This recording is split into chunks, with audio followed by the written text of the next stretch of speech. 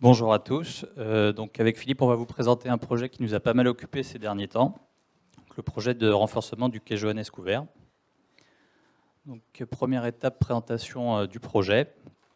Donc, le projet se situe au Havre, à proximité d'une usine de fabrication d'éoliennes, et donc entre dans le cadre en fait, de la reconversion du quai pour accueillir ce type d'activité.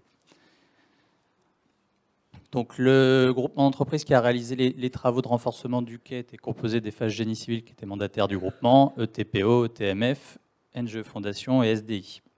La maîtrise d'ouvrage et la maîtrise d'œuvre étaient assurées par Aropaport.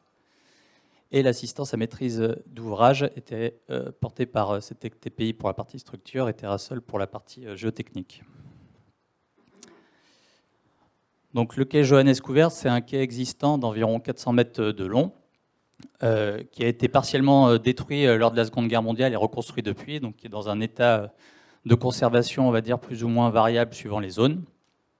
Et donc le projet de renforcement vise à renforcer deux zones du quai, les premiers 200 mètres dits quai Jacob et les deuxièmes 200 mètres dits quai Lolo, qui vont accueillir différentes activités liées au chargement des colis éoliens. Donc l'objet des travaux, c'est de rendre compatible le quai existant avec l'accueil de ces nouvelles activités. Donc au niveau du quai de Jacob, l'objectif est de permettre l'accostage des plateformes auto-élévatrices pour le chargement des colis éoliens. Et au niveau du quai Lolo, on a un levage de colis qui est un peu plus classique par grue. Donc si on regarde une coupe type du projet au niveau du quai de Jacob, donc on a deux zones de construction, on va dire. Donc la zone maritime qui consiste en la réalisation d'une nouvelle structure par-dessus le quai existant, qui est fondé partiellement dans le sol et également sur le quai existant. Donc on a une première file de pieux métalliques dans la zone maritime. Ensuite, on a deux files de pieux qui servent à prendre appui sur la maçonnerie existante. Et enfin, 4 fils de pieux tarière creuse qui, eux, sont fondés directement dans le sol. Après, on a une trame de poutres espacée tous les 5 mètres, surplombée d'une dalle et d'une plateforme. Et un peu en retrait de cette zone maritime, on a la zone dite terrestre, qui est un peu une zone de transition, où là, on va réaliser un renforcement de sol par inclusion rigide, deux filles de diamètre 300, une maille 1,5 par 1,5 et environ 20 mètres de longueur. Ces inclusions elles sont surmontées par une plateforme de transfert de charge d'environ 2,50 m d'épaisseur, armée par 3 nappes de géogris. Au niveau des terrains en place, on a une grosse épaisseur de remblais existants assez variable, avec pas mal de remblais de démolition qui a amené le groupement à devoir purger une partie de ces remblais pour permettre la réalisation des travaux de fondation. Ensuite, on a une couche de faible épaisseur de grève de galets de plutôt bonnes caractéristiques qui surplombe une couche de dépôt récent qui, elle, a des caractéristiques plutôt médiocres. S'ensuit ensuite les sables gris verts qui est l'horizon de fondation du projet avec les graves de fond également. Et en profondeur, on a une couche d'argile qui sont les argiles de Villerville. Les études d'exécution du renforcement de sol, donc ils ont été pilotés par la direction technique d'NGE Fondation et réalisés par Egis Géotechnique et Itasca Consultant. Donc ça a consisté notamment à la réalisation d'un modèle numérique avec le logiciel FLAC 3D pour permettre de modéliser le comportement du système de renforcement de sol sous sollicitation des chenilles des grues d'exploitation qui sont amenées à évoluer ensuite sur la plateforme de transfert de charge lors de l'utilisation du quai. Donc il y a deux problématiques qui se dégageaient. Tout d'abord, un niveau de contrainte très élevé sous les chenilles des grues et un critère de tassement différentiel assez strict sous les chenilles de 3 cm qui était fixé au CCTP du marché. Donc le modèle était constitué de 200 inclusions rigides et des 3 nappes de géogris, et chargé avec les sollicitations type de la grue d'exploitation. Donc quelques résultats du modèle. Donc l'ordre de grandeur des charges était de 790 kPa en pointe de chenille. On observe des tassements qui sont assez importants malgré tout dans le modèle, avec un tassement différentiel obtenu de 2,2 cm, donc en dessous le critère. Et là, les différentes courbes qu'on peut voir, donc la courbe pleine représente le tassement au niveau de la surface de la plateforme de transfert de charge. Et les tassements un peu inférieurs, ce sont en base de plateforme de transfert de charge au niveau des inclusions rigides. Et après, la variation entre les deux modélisations, c'est lié au changement de module de déformation du sol considéré, avec un module élastique soit à 2 EM sur alpha, soit à 3 EM sur alpha. Le 3 EM sur alpha étant celui qui a été retenu compte tenu de la faible durée d'application des charges. Donc les résultats principaux, ce que je disais, c'est un tassement différentiel sous chenille estimé de l'ordre de 2,2 cm et un tassement absolu de 3,6 cm.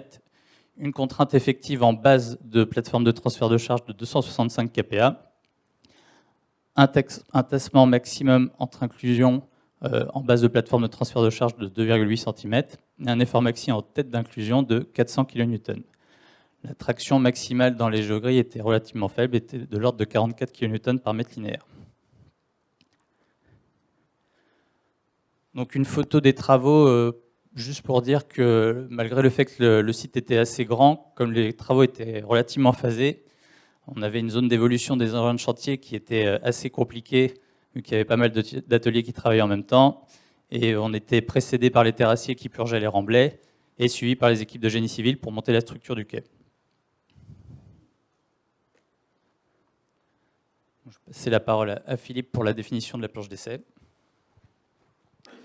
Donc, dans le cadre du marché, il était prévu une planche d'essai sur ce chantier. La planche d'essai avait pour objectif de valider le comportement sous les fortes charges de grue.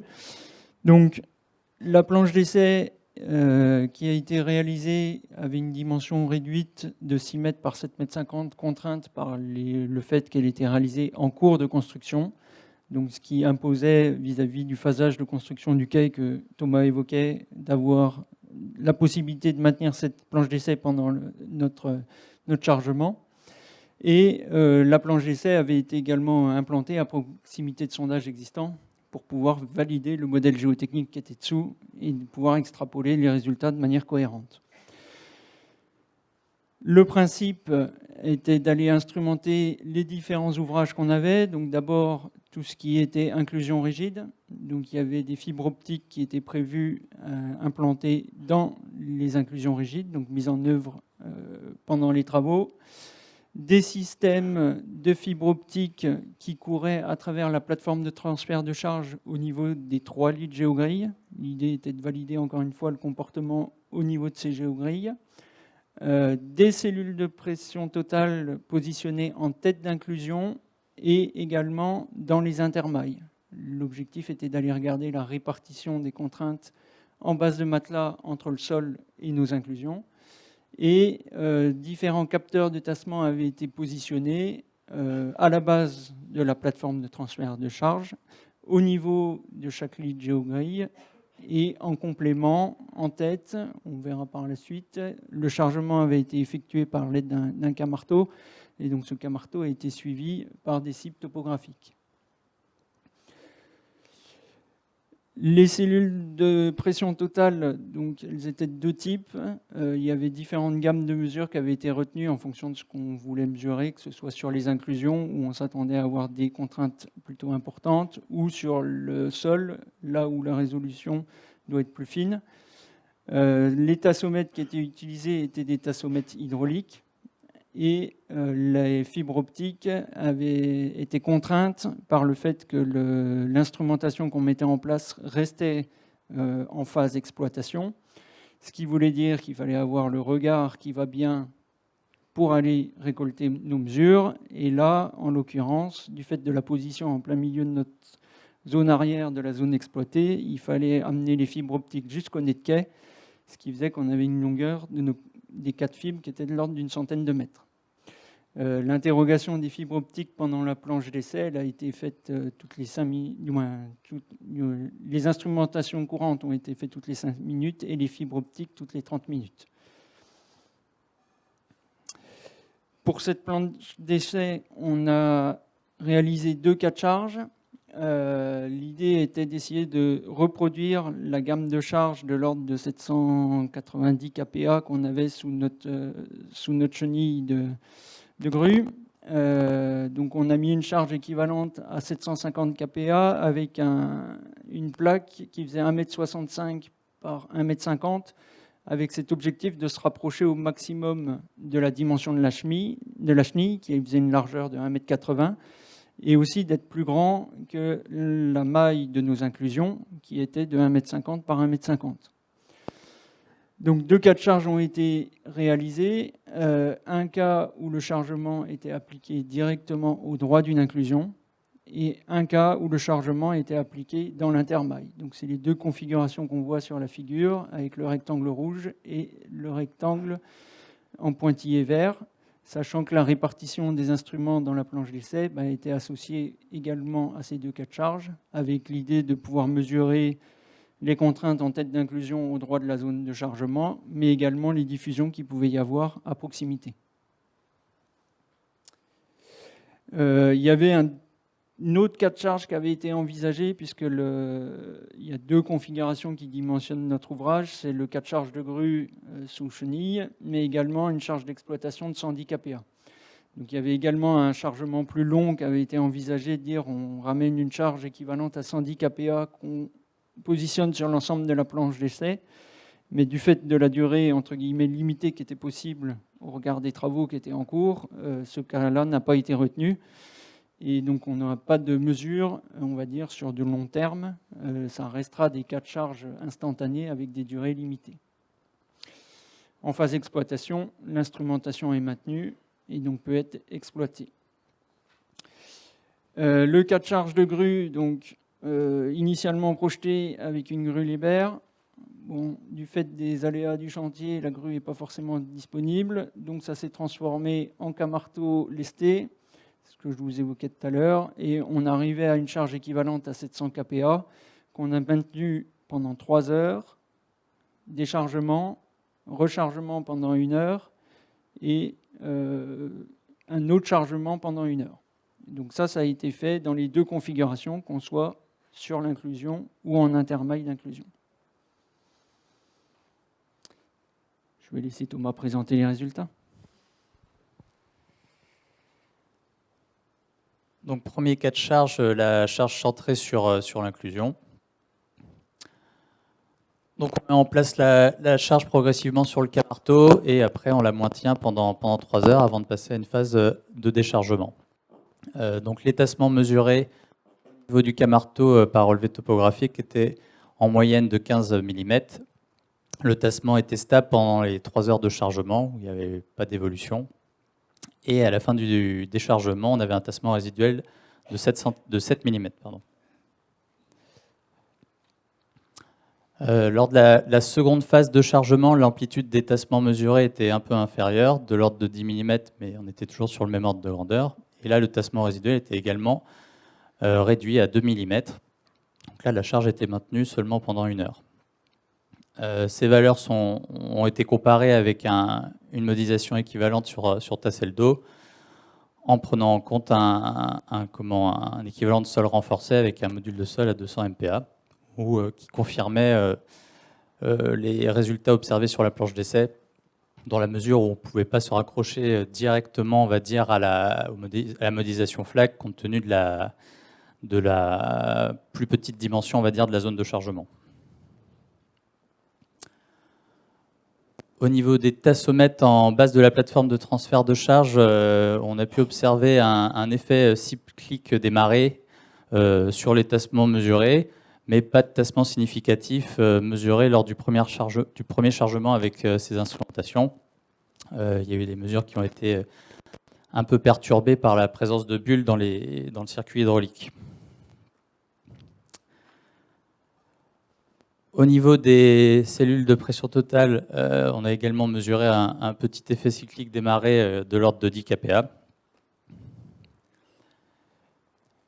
Et après, pendant les chargements, on a récupéré les contraintes au niveau de ces CPT. Et donc globalement, sur l'inclusion qui était directement axée sous la charge, on récupérait 80% de la contrainte appliquée et 12% de la contrainte sur la zone intermaille à proximité, enfin pour la cellule qui était à proximité de la zone de chargement.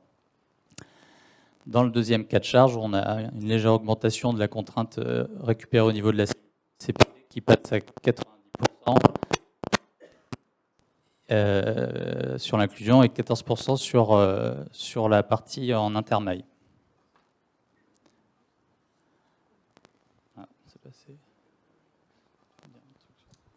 Alors, au niveau des fibres optiques, il y a eu une problématique dans les inclusions, puisque les deux inclusions qui étaient positionnées au droit du cas de chargement, donc il y a une inclusion sur laquelle le capteur a été endommagé lors de la mise en œuvre de la cage, donc ce qui a fait que la mesure n'a pas été possible au droit du chargement, et sur la deuxième qui était à proximité, la résolution qu'on récupérait en sortie de mesure n'était pas suffisante pour avoir des mesures exploitables. La troisième fibre qui était dans les inclusions a pu être exploitée, sauf que sur le schéma, c'était celle qui était le plus loin de notre cas de chargement. Donc on n'a rien mesuré pendant le chargement. Par contre, lors de la mise en œuvre du matelas, on a bien vu un phénomène au niveau de l'inclusion associé à la mise en charge de l'inclusion et à la mise en charge du terrain autour. Voilà. Donc, dans les inclusions à stade par rapport à cet essai-là, il n'y a pas de mesure exploitable.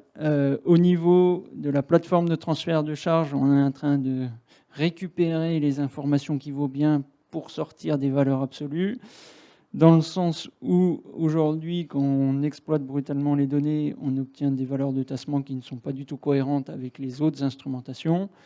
Il y a une notion de point fixe que l'on doit clarifier avec SigSense. Et par contre, quand on regarde un peu les courbures qu'on obtient au niveau des inflexions dans nos fibres optiques, on constate qu'il y a quelque chose qui est assez cohérent avec les résultats du FLAC, dans le sens où, en tête, on a bien un poinçonnement localisé. On le voit là sur le graphique au droit de notre plaque.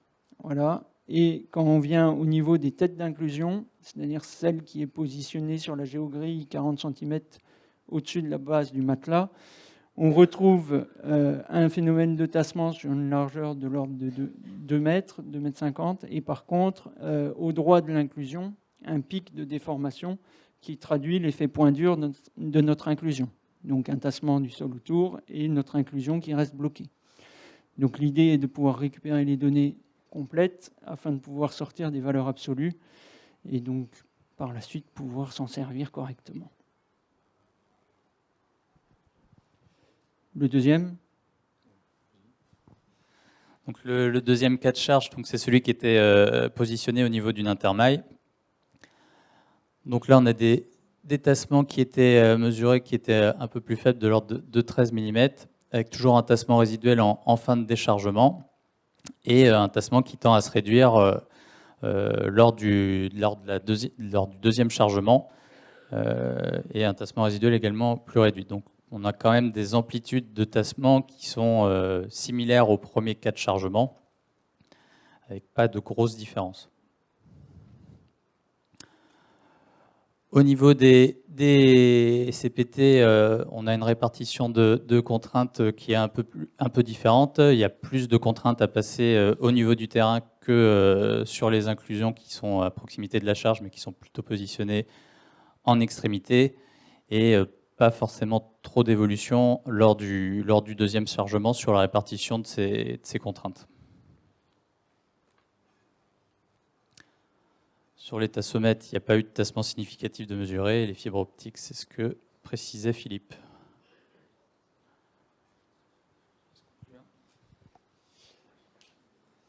Donc en conclusion, la réalisation de la planche d'essai à travers les deux essais a permis de valider auprès du port le fait que le dimensionnement qui avait été réalisé était correct et surtout que les critères de tassement qui étaient attendus par l'exploitant derrière allaient être respectés sous son cas de chargement de grue. L'instrumentation complète et redondante, j'insiste sur le redondante, permet de valider un peu le comportement qui était attendu. Alors, il y avait deux modélisations qui avaient été faites. Il y avait le modèle FLAC et Terrasol avait réalisé un modèle Plaxis également en parallèle, mais sur lequel on voyait ces phénomènes et le côté un peu poinçonnant en tête. Donc, l'instrumentation a permis de retrouver ce qu'on voyait. Point particulier, le marché imposait des fibres type Riley, qui, je pense, est une bonne chose au regard de la résolution qu'elles apportent, et en particulier sur la fibre inférieure au niveau de nos inclusions. Au niveau des géogrilles, aujourd'hui, le dimensionnement qui avait été fait montre qu'il y avait un faible impact des géogrilles sur le calcul de tassement ou sur la répartition des contraintes. Voilà. Donc la planche d'essai qu'on a fait à ce jour ne permet pas de confirmer, valider l'effet des géogrilles. Par contre, en phase d'exploitation, du fait du maintien de la planche d'essai, on pourra tirer des informations sur la pertinence de ces géogrilles. Enfin, une petite conclusion un peu plus générale, dans le cadre des grandes transitions d'aujourd'hui et demain.